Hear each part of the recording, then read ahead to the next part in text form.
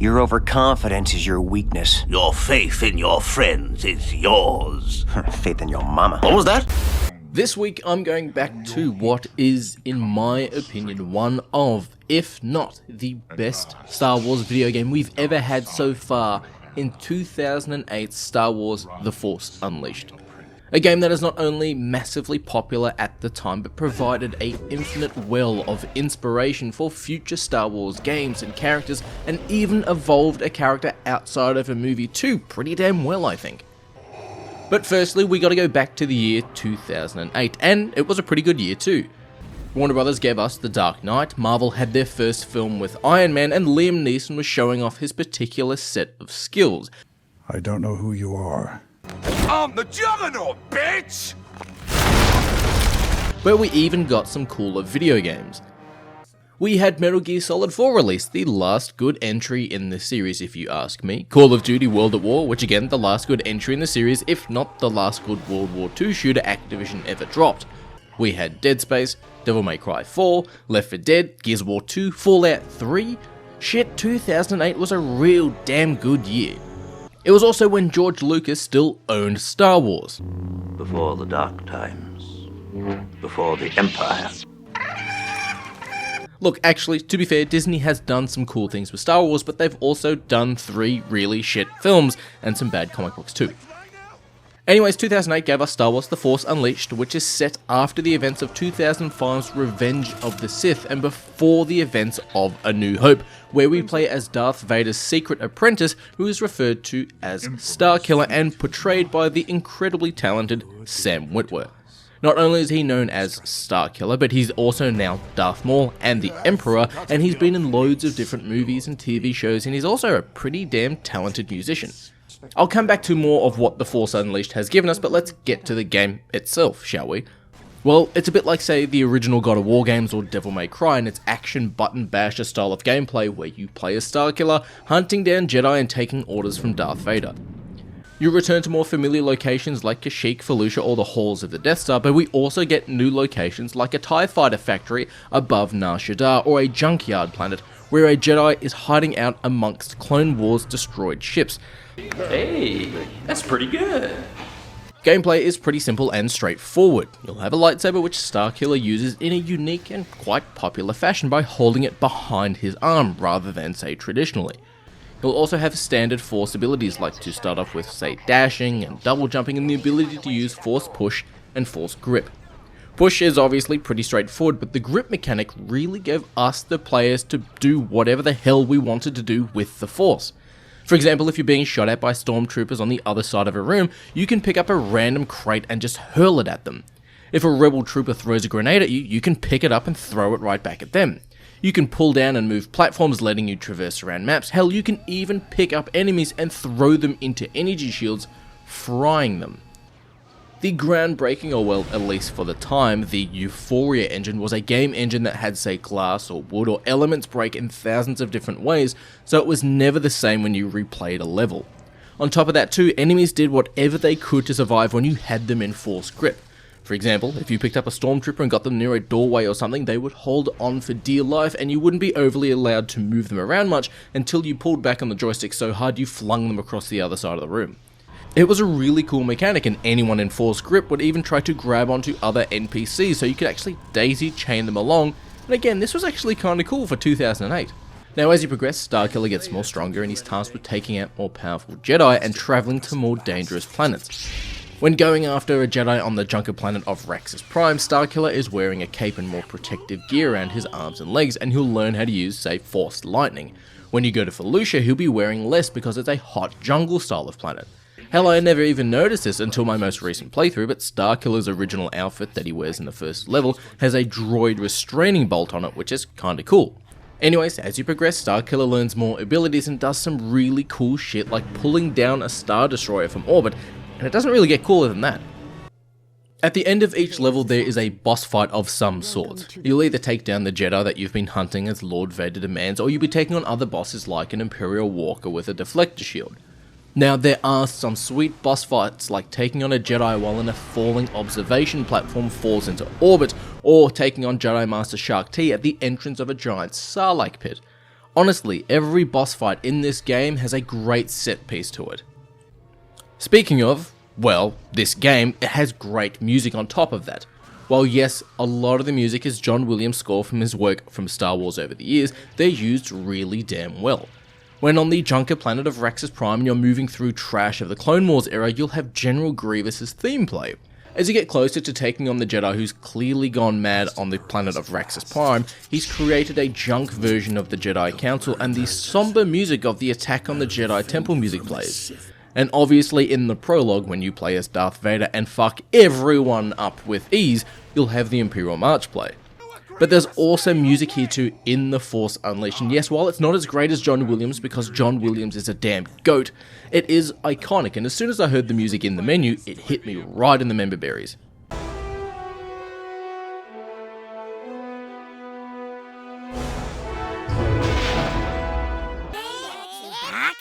Yeah, remember edits? Anyways, gameplay's pretty straightforward. Defeat enemies, get around puzzles, defeat the boss, rinse, repeat.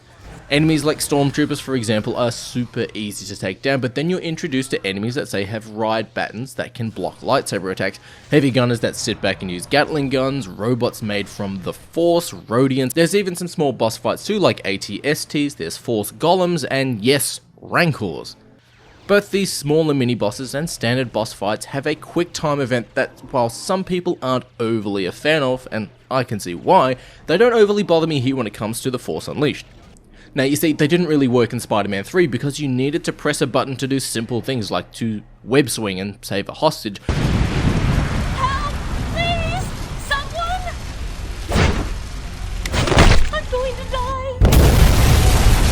But here in The Force Unleashed, it was kinda cool to, say, pick up a golem's arm and slash it through them, or to dodge a giant hyperdrive engine that a Jedi has thrown at you, only for you to catch it, do a flip and throw it back at them even harder. Then at the end of each mission there's boss fights. From a simple Jedi to take down and avoid their Force attacks to traditional styles of duels, to a bull Rancor that's harder and cooler than normal Rancors, and then a corrupt Jedi, which is probably the best way to put it, she'll jump in, appear and try and do some sneaky attacks while you're fighting the bull Rancor. And spoilers, obviously for the end of the game a little bit, but the last mission takes place on the original Death Star while it's still under construction, and there's a fight in the Emperor's throne room. Now, in Return of the Jedi, that throne room is pretty damn iconic, and it's my personal favourite lightsaber fight from all of Star Wars, but this throne room looks really damn dope. But, a bit like in Jedi Fallen Order, you'll face off against Vader at the end of the game. Now, throughout the entire campaign, you've been taking out Jedi, and you've slowly been learning new abilities, and using Force Grip to throw stormtroopers across the room, and Starkiller has been getting stronger and stronger, and you can now hold your own against Darth Vader. Now, when it comes to the overarching story, I don't want to get into too many spoilers, because if you've not played this game, you sorta need to. But you'll face off against Vader 2 to 3 different ways in one duel, and then for one instance, it's actually 4 different ways. But where does The Force Unleashed fail? Well, the game came out in 2008, and there are some issues when replaying it for PC especially. For starters, the game couldn't be played on my larger monitor, so I needed to go into the program files and hard change the resolution in order for it to run properly on my screen without looking like dog shit. Secondly, I had some audio issues where the game had maybe 60% of its sound effects that didn't work for certain levels. I tried rebooting the game back to the desktop, and it's not a random bug, it's actually a bug for 2 different levels. Also, the clothes that Starkiller wears, yes, they're cool as shit, and I know that console version of the clothes, they were all wavy and moving around and stuff, you know, if that makes sense, but here on PC, they were stuck to my legs like you're running around in an Elder Scrolls game. Also, Starkiller's mouth doesn't move when he's talking into his comm in the game itself, and I know this was an issue on the console version. Now this, of course, isn't a big deal, but it's just something I look at when I play these types of games. Now, one of the big marketing and selling points for this game was Starkiller pulling down a Star Destroyer from orbit, and yeah, it's a cool idea. But this is sort of an end-level boss fight, if you will. What you have to do is pull down a Star Destroyer over a cannon to take it out, which is cool. But when you start to pull down the Star Destroyer, it sends out a squadron of TIE fighters, and you'll need to take them out, because if you ignore them, they will deal a decent amount of damage to you if they don't. So you'll need to throw floating engines at them or hit them with Force Lightning, but while you've been doing this, the Star Destroyer will realign itself, and if you take too long, you'll need to do this over and over again, and it gets very annoying. So you'll need to take out about 3 to 4 squadrons of TIE fighters, depending on how long it takes for you to actually take out the TIE fighters, and then you're treated to a sweet cutscene. But as controversial as this opinion may be, I think The Force Unleashed 2 did something similar-esque, but in a better way, and I'll get to that in a different video. Also, this might not exactly be an issue for some, but The Force Unleashed is a really damn good game. But the sequel, I'll get to that when the time comes. And just say like in Space Marine that I covered last year, Force Unleashed is a series that didn't end properly, and who knows if we're ever gonna see Starkiller again. Final small thing that sorta annoyed me was the costumes. Now yes, there are great costumes in the game, but if you change your costume or your lightsaber color, in the cutscenes you'll be wearing whatever the level costume is, and you'll either have a red or blue lightsaber depending on where you are in the time. So if, like me, you don't like blue lightsabers unless it's Obi-Wan Kenobi or Kanan Jarrus, it's very annoying because I was running around with a green lightsaber to see me using a blue one in the cutscenes.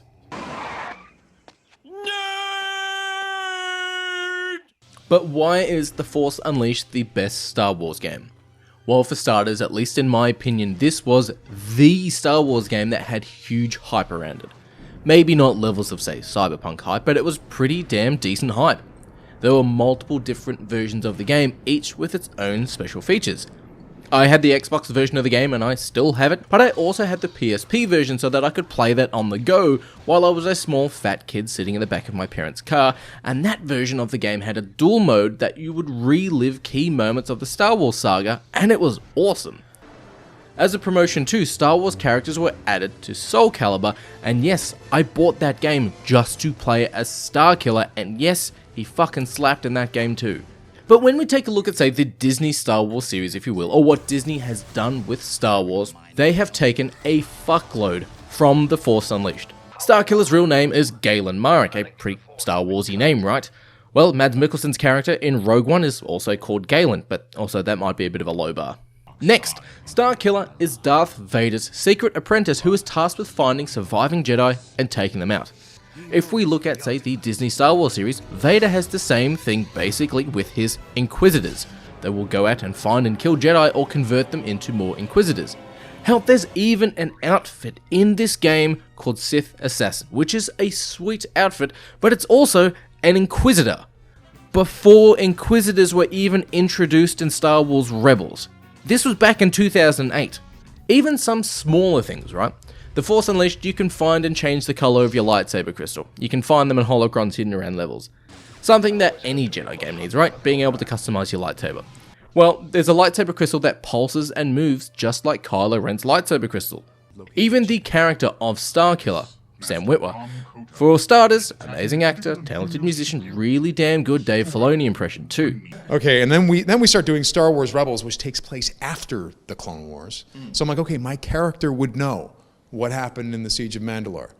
What happened in the Siege of Mandalore? Yeah, no, he would know, but you don't know, and I'm not going to tell you.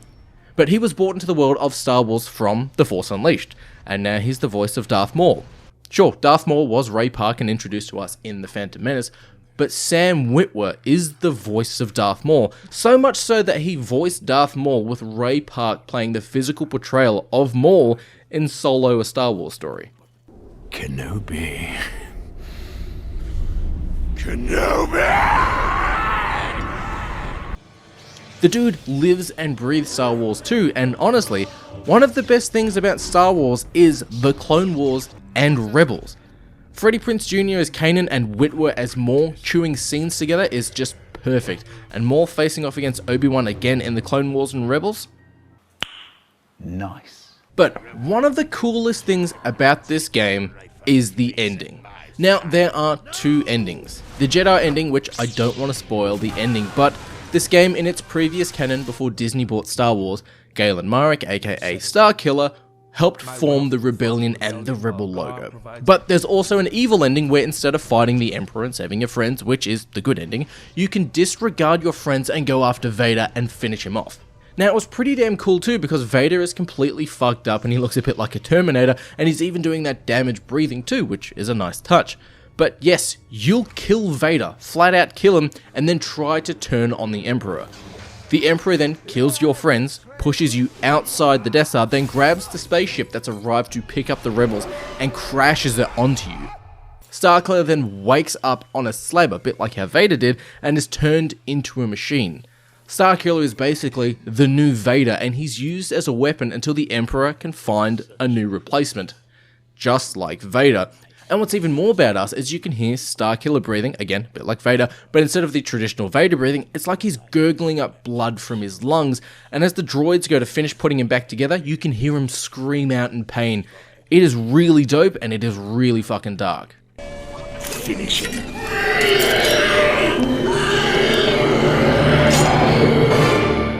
Then, the crazy cats at LucasArts created not one, but 2 DLC missions that follow up from this ending, where basically it retells the events of A New Hope with us playing as Starkiller Vader as you chase down R2-D2 and C-3PO with the plans of the Death Star, and we'll go from the outskirts of Tatooine to Jabba the Hutt's palace to taking on his pet Rancor, which is cool, but it's also just like a normal Rancor fight. The execution is even the same as well for normal Rancors. But from this, you'll take on the Rancor, you go into the droid interrogation room, and even be able to use the Force to pull down the hot irons onto that droid's feet.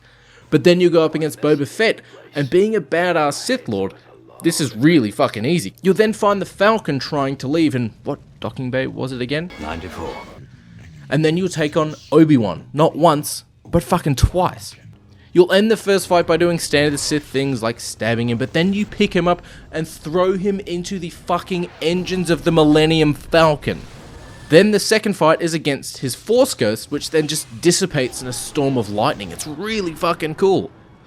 The second DLC gives us the Battle of Hoth, and it's pretty damn cool. Ends in a cliffhanger kind of way with Luke trying to buy time for Han and Leia to escape Echo Base with the Falcon, but Luke ends up losing his hand as he always does. Not again. But then sort of turns to the dark side and becomes your apprentice. It's pretty fucking cool, right? The Force Unleashed gave us fans of Star Wars so many damn cool things. Without The Force Unleashed, we wouldn't have Sam Witwer involved with Star Wars, and we all know what the dude's done for the franchise. Anyways, we got Inquisitors from this game. I'll be looking at The Force Unleashed 2 when it comes to the next entry in the series, and then I'll be taking a look at Jedi Fallen Order.